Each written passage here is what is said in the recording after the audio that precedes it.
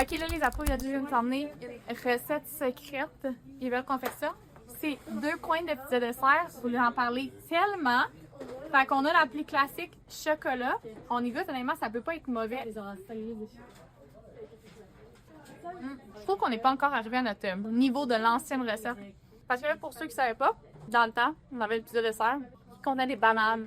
Mais c'était vraiment compliqué à gérer les bananes en resto parce que justement, il arrivait, il était passé mûr, il était trop mûr, il avait été congelé dans le transport, peu importe. Ça faisait que le produit n'était pas égal, fait qu'on a voulu le. Ben, en fait, on l'a retiré parce qu'on trouvait que ça n'avait pas de sens de garder ça, qui servait ça. Mais le point, c'est que quand les bananes étaient parfaites, c'était tellement bon.